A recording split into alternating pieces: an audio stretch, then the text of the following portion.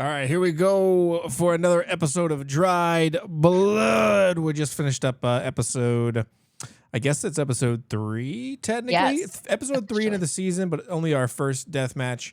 We ran a little bit long, so we told our players to get out of here. We're just going to discuss it instead, just the With twos words of us. and interpretive dance. And nothing else. And nothing else, just this, as we provide the full experience that we can. What moves did you bring, Mudcat?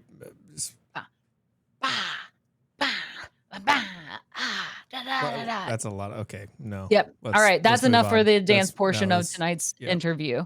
Yes, we're done. But I will say, while our dance moves are not particularly impressive, tonight's fight was. Honestly, I really enjoyed this. And this is exactly what we've been kind of wanting to move towards when we were re-envisioning this new updated style for D20 Deathmatch. You get to know the characters, they get to know each other, they build a little camaraderie, and then we go into the deathmatch. It really brought a new level of energy and also personal attacks, right? And one of my favorite things was how much and how well they played with each other's characters, right?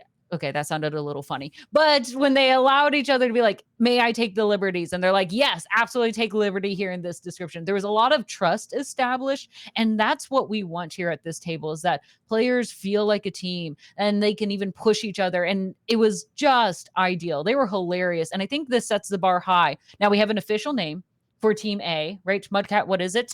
I already forgot the Unbreakable Redacted Friends.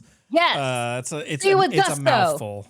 The Unbreakable Redacted Friends. Yes, we're gonna get it on t-shirts. I can't wait. Great. I really am curious to see, and I'm not gonna try to tell them unless they've already seen it. I'm not gonna tell Team B and Team C what they've named themselves. So I'm curious to see what their inspiration will be. And we've set the bar high here. Team A, the Unbreakable Redacted Friends. Phenomenal. What do you think that this means for the teams coming in? How are they going to be able to meet these levels of performance? I don't know. It'll depend on if they watch the shows or not.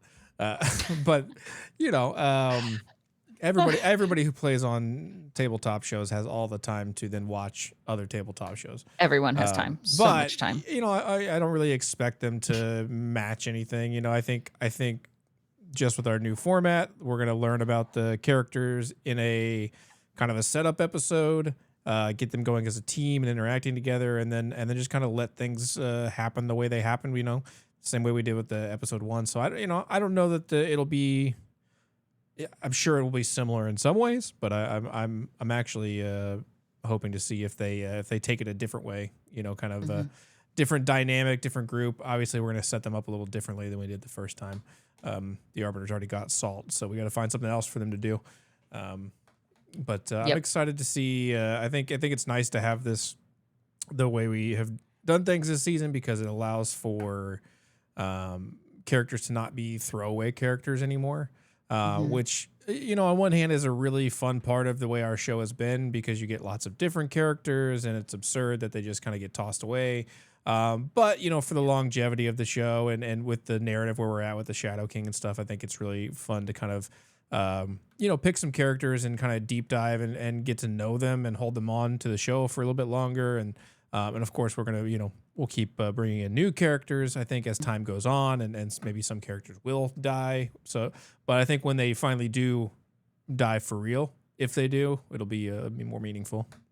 Yes, we'll have the opportunity to really get connected to them. And we've been building out in the D20 family more of the characters, right? We've got our full crew back now. Of course, the Grandmaster, we've got the Arbiter back in his place where he's supposed to be. Wow. Okay. We're supposed to be partners now. Right. Sure. And we've got Thea now in place. We've got Doug back here. We've got Stuart. We've got Dr. Octor. And of course, we have all of our champions, our chinchillas, our goblins, right? We've got the whole family at this space. What do you think that kind of means as we start to see the permanence and the lore of the Void being built out?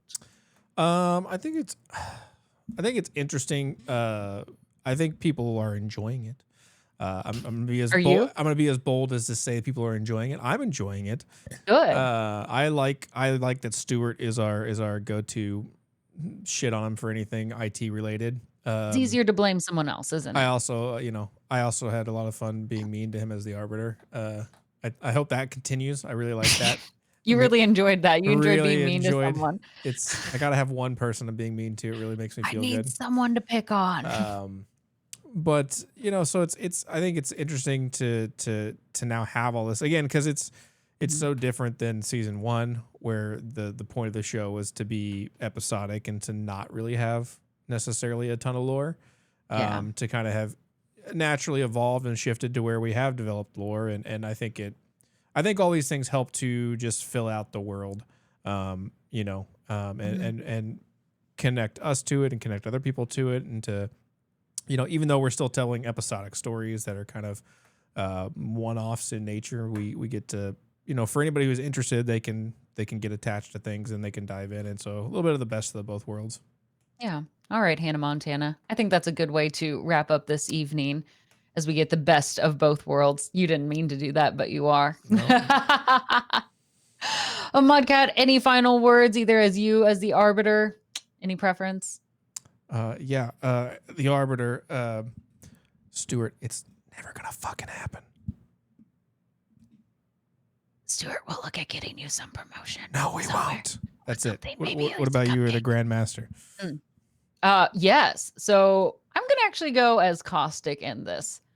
I think it's been a really exciting opportunity, and to see D20 Deathmatch grow and evolve the way it is, I think comes from a lot of, one, our own creativity and being flexible in it, but also having an equally important community that has been so enthusiastic. Today's episode was such a key way to highlight that, is how many of them we crushed in the actual episode, but it's because their participation matters. We want you to see yourself as part of this world, to see yourself as members, as active. That's important, that you get to influence and change and help us tell these stories. And you don't always get that in other places. In other places, you're just a viewer. And I want people to see themselves as not being just a viewer, but being there. Yeah, fair enough. All right. So that was any other final statements? No, that's it. That was already long enough. I can't believe you tossed me. I've said my final statement and you're like, would you like another final statement? No one gets second final statements. That's not how this works. Like second breakfast. No, I'm going to go get Taco Bell. That's what I'm going to do. All right. We'll see you on the next episode of D20 Deathmatch.